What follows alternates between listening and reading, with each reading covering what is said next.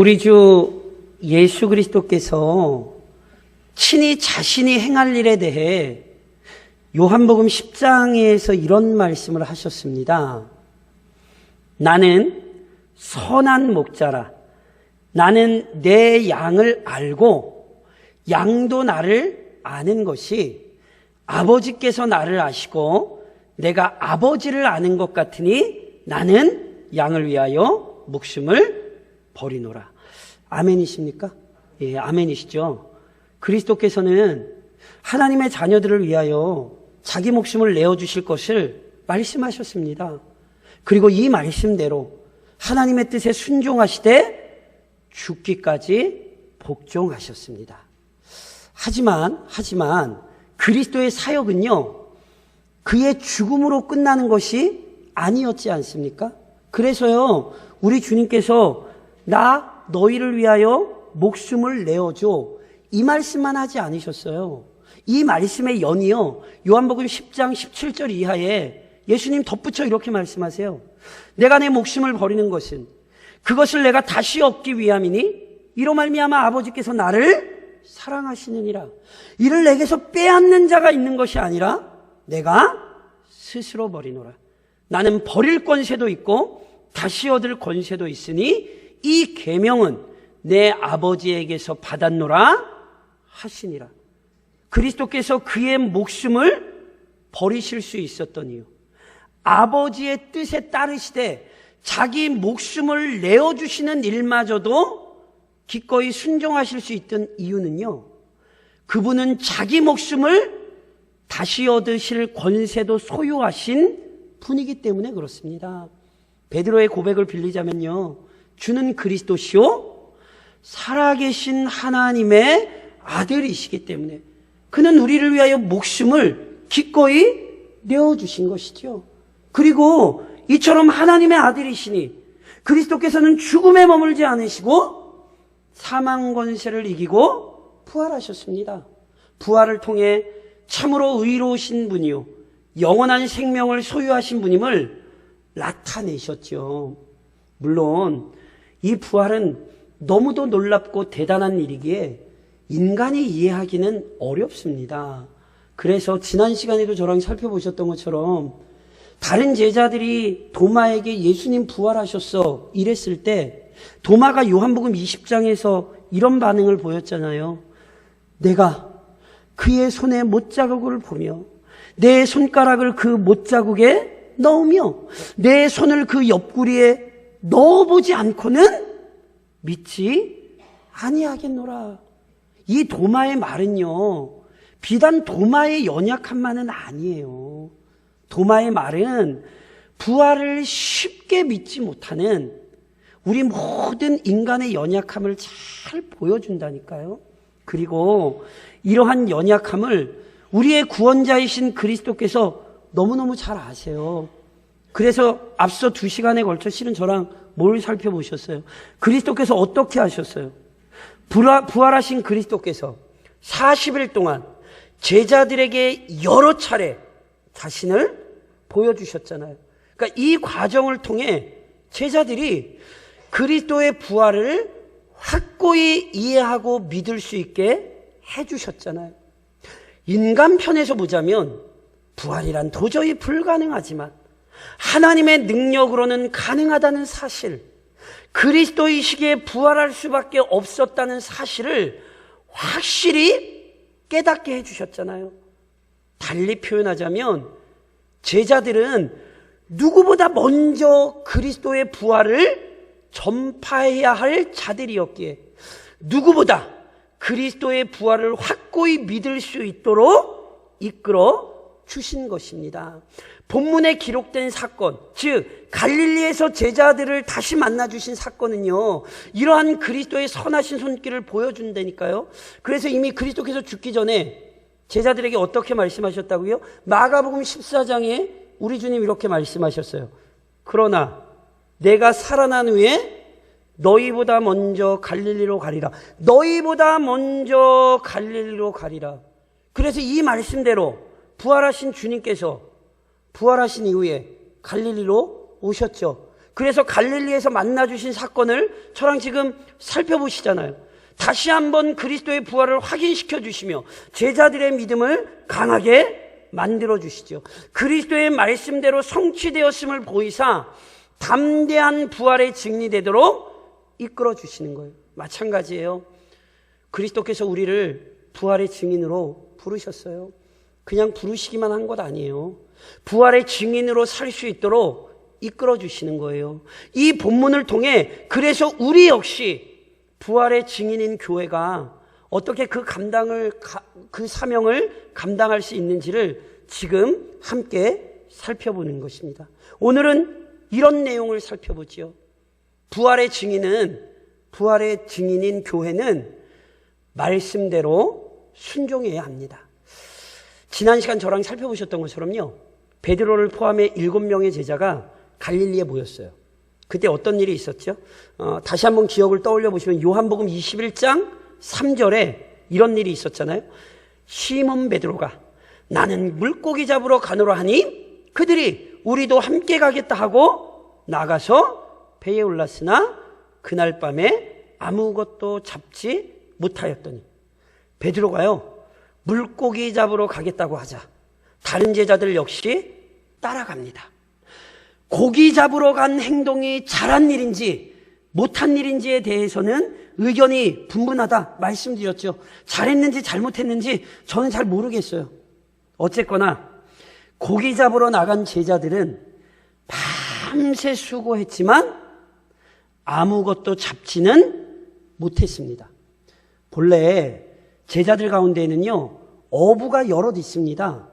본문에 기록된 사람 중에도 있죠. 베드로 대표 아닙니까? 대표적인 어부 아닙니까? 세베대의 아들들이 누굽니까? 야고보와 요한이라니까요. 다 어부들이잖아요. 그렇죠. 그러니 이들은 그간의 경험과 기술을 의지하여 열심히 그물을 내렸을 것입니다.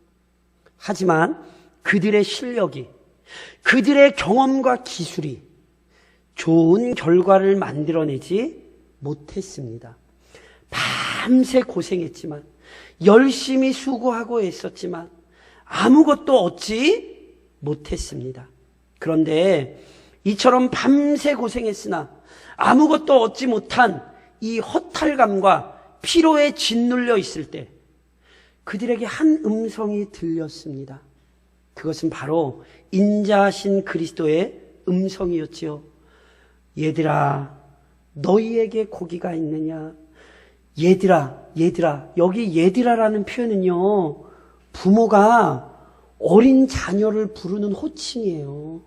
마치 우리 주님께서 부모의 심정으로 지금 지쳐있는 제자들을 긍휼한 음성으로 부르시는 거예요. 이게 바로 이 말씀이에요. 이때 제자들은요, 자신들에게 말씀하신 분이 부활하신 그리스도라는 사실을 알지 못했어요. 왜 제자들이 몰랐는가? 몰라요. 그런데 실은 부활하신 그리스도를 알아보지 못한 것은요, 당시 제자들에게만 나타난 현상은 아닙니다. 부활하신 그리스도께서 마리아에게 나타나셨으나 마리아는 처음에 알아보지 못했습니다. 알아보지 못한 정도가 아니라 동산지기인 줄로 착각했어요. 그래서 우리 예수님 시체 어디다 뒀냐고 이런 거 묻잖아요. 이뿐만이 아니에요. 부활하신 그리스도께서 엠마오로 가던 두 제자를 찾아오사 그들과 동행하셨죠. 하지만 이들은 한참 동안 대화를 나누며 동행하면서도 그리스도를 알아보지 못했다니까요. 그러니까 어째서 이런 일이 벌어졌는지 저희는 알 수는 없어요. 성경이 정확하게 설명하지 않아요. 추정하건대 부활의 몸이 지닌 신비 또는 그 영광 때문이 아닐까 싶어요. 고린도전서 15장에서 바울 선생님이 부활에 관해 이런 말씀을 하시거든요. 죽은 자의 부활도 그와 같으니 썩을 것으로 심고 썩지 아니할 것으로 다시 살아나며 욕된 것으로 심고 영광스러운 것으로 다시 살아나며 약한 것으로 심고 강한 것으로 다시 살아나며 육의 몸으로 심고 신령한 몸으로 다시 살아나나니 육의 몸이 있은즉 또 영의 몸도 있느니라. 부활의 영광스러움을 설명한 거거든요. 무슨 말씀인지 아시겠어요? 알 것 같기도 한데 뭔 얘기인지 실은 잘 모르겠어요. 제가 이 말씀을 이번 주에 제가 이 말씀을 깨달을 수 있는 사건이 하나 있었어요. 저희 딸이 막내가 학교에서 감자를 심었다 그러더라고요. 죄송해요. 저 너무 무식해서 잘 몰라서 그러니까 너무 무식하다고 욕은 하지 마세요. 근데 감자를 심을 때 진짜 감자를 심는다며요. 저는 깜짝 놀랐어요. 뭐 씨앗을 심거나 이게 아니라며. 감자를 심는다. 저는 도대체 그게 이해가 안 돼요. 감자를 심을 거 그냥 감자를 먹으면 되는 거 아니에요? 그러니까 저는 도대체 그 말을 듣고 이게 도대체 뭔 일인가 이해가 안 되더라고요. 무식하다고 너무 욕하지 마십시오. 몰라서 그런 겁니다. 이런 거죠. 부활에 대한 얘기를 듣긴 하는데 이게 뭔지 우리로서는 실은 정확히 알 수가 없어요. 이런 거죠. 그리스도께서 이전 살아있을 때 살과 피를 가진 것이 분명하나 부활하신 몸이 지닌 신비로운 영광이 드러났기에 제자들이 알아보지 못한 것으로 보여요. 그러니까 이게 부활체의 영광스러움인 거죠. 물론 제자들이 알아보지 못했지만요, 그 말씀의 권위에 압도됐어요. 그래서 정직히 대답해요. 없나이다, 없나이다. 그러자 그리스도께서 다시 명령하셨죠. 그물을 배 오른편에 던지라. 그리하면 잡으리라. 그러자 제자들은 역시 그 말씀의 권위에 이끌려 순종했어요. 그때 어떻게 됐죠? 본문에 이렇게 기록하죠. 이에 던졌더니 물고기가 많아 그물을 들 수 없더라. 그리스도의 말씀에 순종하여 그물을 던지자 놀라운 결과가 나타났습니다. 명심하십시오. 이것이 언제나 변치 않는 영적 질서요, 참으로 복된 삶의 원리입니다. 인간이 아무리 대단해도 자기 계획과 생각대로 세상과 인간을 움직일 수는 없습니다. 인간이 아무리 지혜로워 보여도 자기 능력으로 세상과 인생을 복되게 하지는 못합니다. 마치 어부였던 제자들이 밤새 수고해도 얻지 못한 것과 같습니다. 세계에서 가장 똑똑하다는 사람들이 1년 넘게 백신을 연구하나 그 결과가 미약한 것과 같아요. 인간의 어리석음과 연약함을 잊으시면 안 돼요. 그런즉 참으로 지혜로운 사람은 그리스도의 말씀에 귀 기울이고 순종할 줄 압니다. 무엇보다 부활의 증인이 되는 일 역시 자기 자신의 힘과 노력으로 되는 것 아니거든요. 만일 그리스도의 말씀에 순종하지 않는다면 교회가 아무리 수고하고 노력해도 소용없어요. 오직 그리스도의 말씀에 순종하는 교회가 참으로 능력 있는 부활의 증인이 될 수 있는 것이지요. 그리스도께서는 이 변치 않는 질서를 누구보다 먼저 부활의 증인이 되어야 할 제자들에게 가르쳐 주신 것이고요.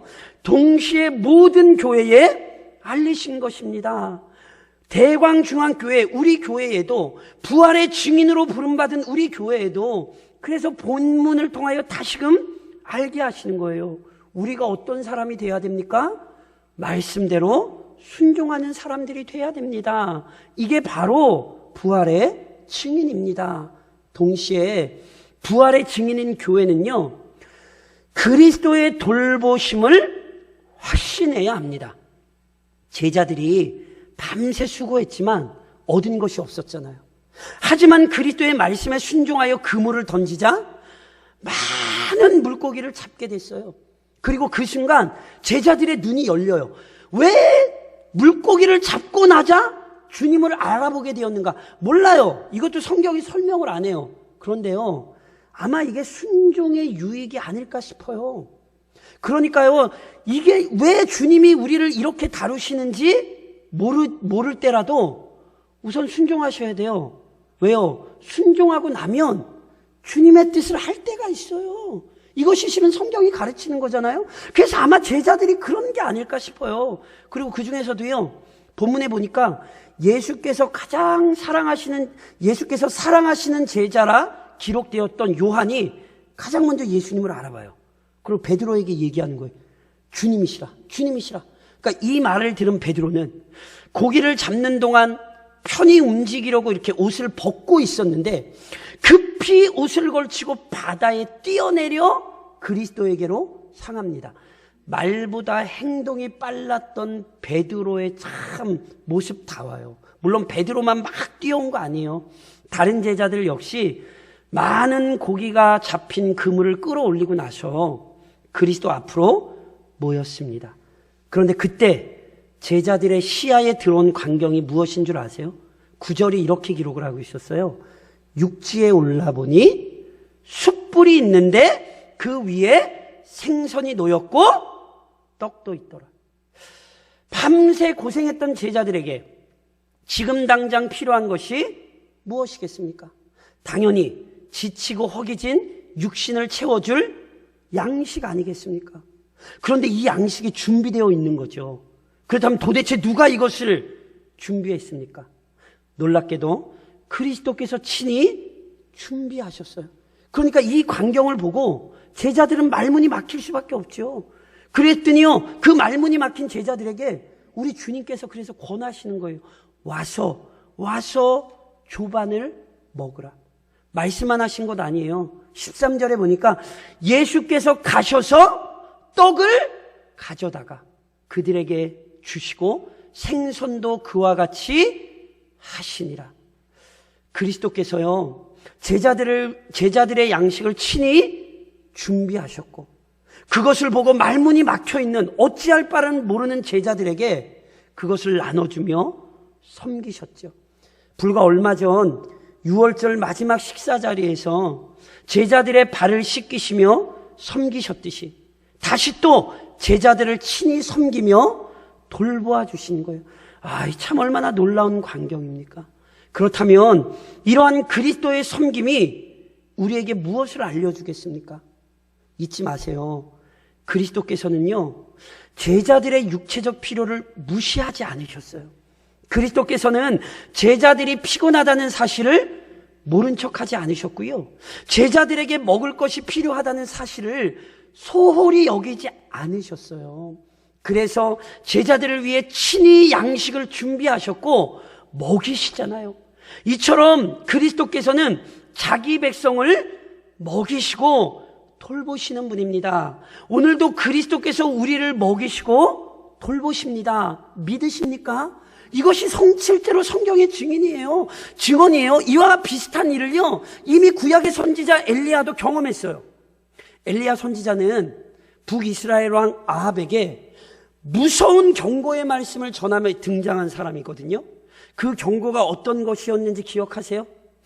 아합이 하나님 보시기에 패역하게 행동했고 그 패역한 아합을 따라 이스라엘 백성이 우상 숭배에 빠졌으니 이미 율법에 경고하신 대로 수년 동안 비도 내리지 않고 이슬도 내리지 않을 거라는 이 심판의 말씀을 엘리야가 전했죠. 하지만 아합은 이 공의로운 말씀을 듣고도 회개하여 돌이키려 하지 않았습니다. 오히려 엄정하고 정의로운 하나님의 심판을 전한 엘리야를 사로잡으려고 시도했죠. 그때 어떤 일이 일어나죠? 이를 미리 아신 하나님께서 엘리야에게 그리시네가에 숨으라고 명령하세요. 그러면서 열왕기상 17장에 하나님이 엘리야에게 이런 말씀을 하세요. 내가 하나님께서 까마귀들에게 명령하여 거기서 너를 먹이게 하리라. 놀랍게도 하나님께서 엘리야에게 까마귀를 보내셔서 먹이게 하시겠다 약속하시는 거예요. 그래서 이 말씀대로요, 까마귀들이 아침에도 떡과 고기를, 저녁에도 떡과 고기를 가져왔습니다. 얼마나 놀랍습니까? 엘리야가 똑똑하거나 치밀하게 행동했기에 아합의 위협으로부터 안전했던 것 아닙니다. 하나님께서요, 엘리야가 피할 피난처도 준비해 주시고 엘리야가 먹을 것도 신비한 방법으로 공급하셨지요. 이렇듯 아버지이신 하나님께서, 구원자이신 그리스도께서 언제나 그의 자녀들을 돌보십니다. 그래서 시편 95편에 우리 믿음의 선배들은 이렇게 찬양했어요. 하나님은 우리의 하나님이시오. 우리는 그가 기르시는 백성이며 그의 손이 돌보시는 양이기 때문이라. 하나님이 돌보십니다. 하나님이 돌보십니다. 우리 믿음의 선배들은 이렇게 찬양했던 거예요. 그리고 이처럼 아버지 하나님께서 길러주시고 중보자 그리스도께서 돌보신다는 믿음이 있을 때 사망의 음침한 골짜기를 타낼지라도 해를 두려워하지 않을 수 있는 것입니다.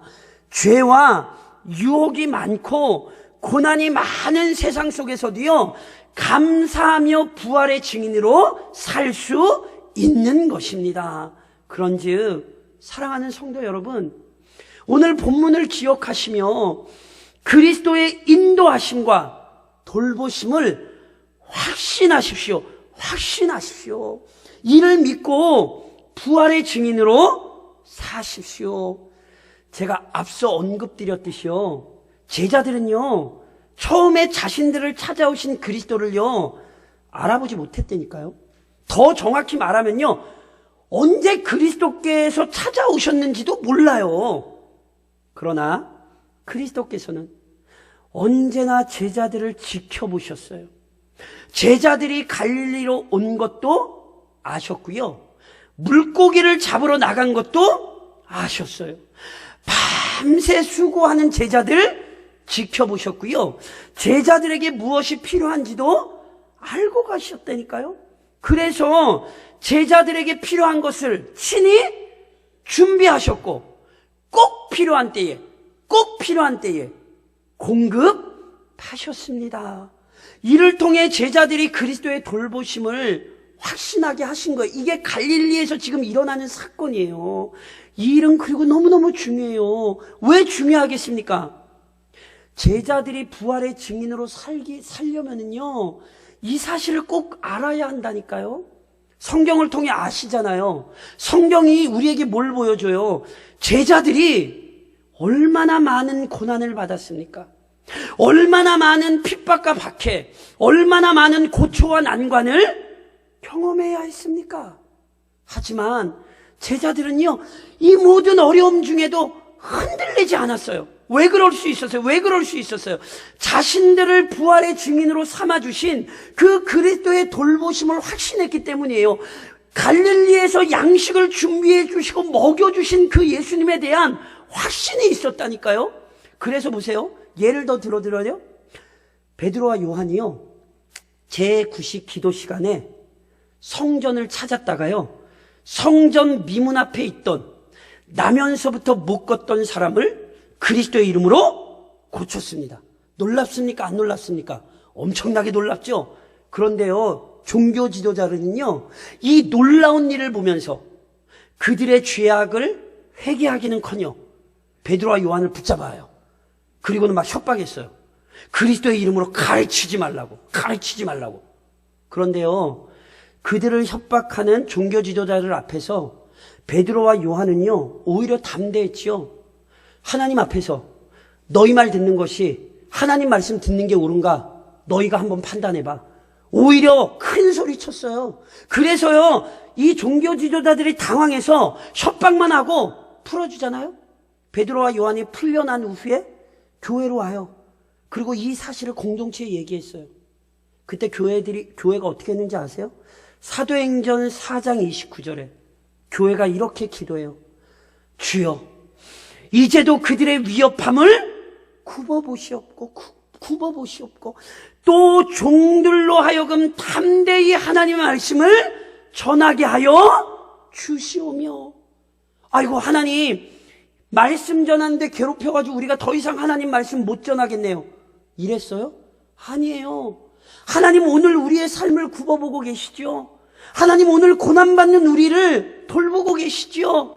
하나님, 그러니 우리가 이 고난에 낭망하지 않고 오히려 더 담대히 하나님 말씀 전하게 해주세요. 기도하잖아요. 사도들과 성도들은 전능하신 하나님께서, 부활하신 그리스도께서 핍박과 박해를 당하고 있는 자신들을 지키고 돌보신다는 사실을 굳게 확신하며 오히려 더 담대한 증인이 되기를 하나님 앞에서 결단했다니까요. 이처럼 그리스도의 돌보심을 확신하면 어떤 상황에서도 담대히 부활의 증인으로 살 수 있는 것이죠. 오늘 우리 역시 이와 같은 믿음의 고백을 지녀야 돼요. 실은요, 지금 부활의 증인으로 충성하기 참 어려운 상황입니다. 어디 나가서 예전처럼 전도지 함부로 주고 못 그래요. 진짜로 고소당하고 고발당해. 저 지금 실화를 말씀을 드리는 거예요. 얼마 전에 기독신문에 어떤 기사가 났는지 아세요?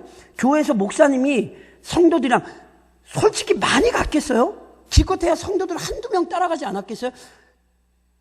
병원에 있는 성도 문병하러 갔다가요, 그 다른 병실에 있는 사람들이 항의를 해가지고요, 그 병원에 있던 성도가 다른 병원으로 옮겨야 되는 일들이 일어나요, 지금. 그게 기독신문에까지 났어요. 그러니까 지금 어디 나가서 예수 믿는다 그러면 사람들이 째려봐요. 지금 이 상황이 이미 이렇게 됐어요. 우리의 의지와 상관없이. 하지만 잊지 마세요. 그렇다고 해서 부활의 증인으로 부름받은 우리의 사명을 포기하시면 안 돼요. 베드로가 교회를 향하여 베드로전서 5장 7절에 이런 권면을 하죠. 너희 염려를 다 주께 맡기라. 이는 그가 너희를 돌보심이라. 잊지 마십시오. 그분이 우리를 떠나지 않고 돌보십니다.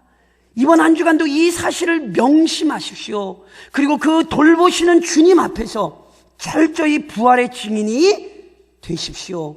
더 나아가 그리스도께서 베푸실 영광의 잔치를 기대하십시오.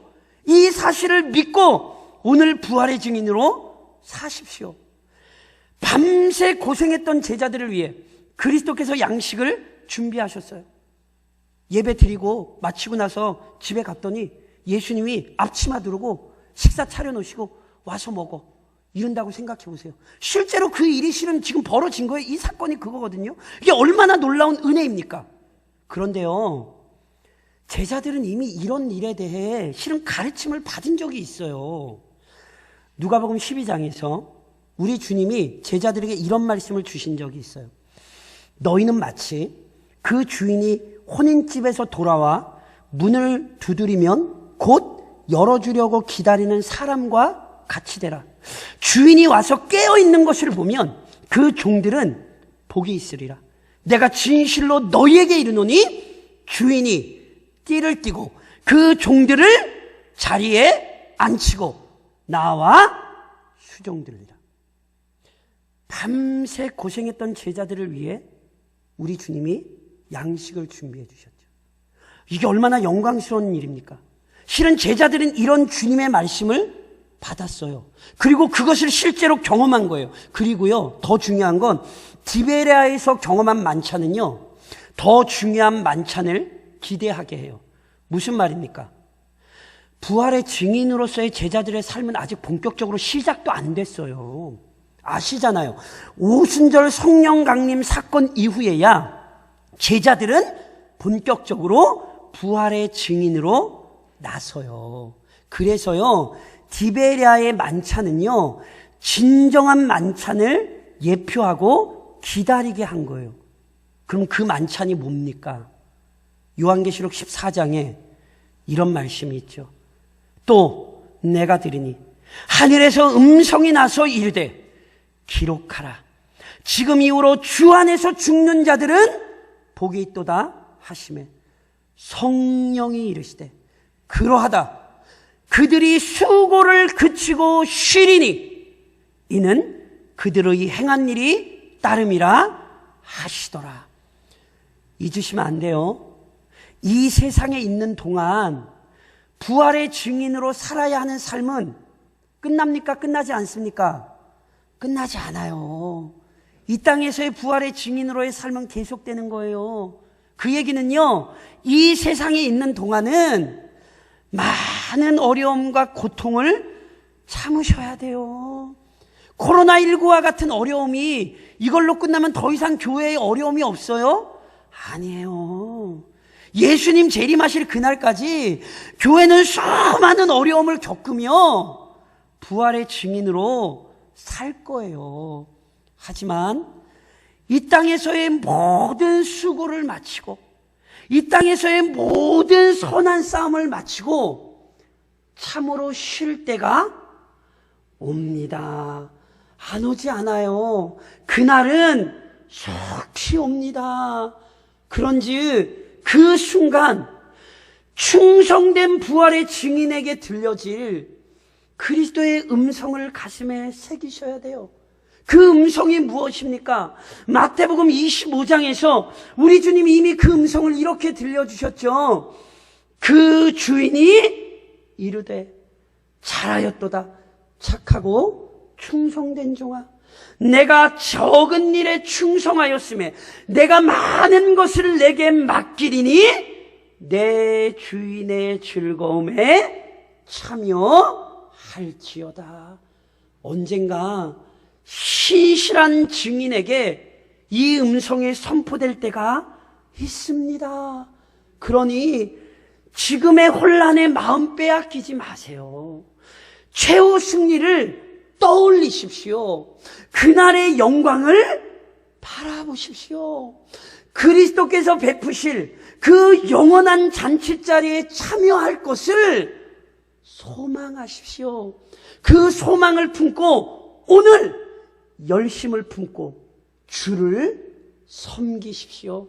나중에 우리 주님께서 우리의 모든 눈물을 닦아주실 그날을 간절히 기대하면서 이번 한 주간도 혼란스러운 세상 속에서 부활의 증인으로 믿음의 사람들로 그렇게 한 주간을 살아가시기를 우리를 위해 영광스러운 것을 준비하신 주님의 이름으로 간절히 권면드립니다.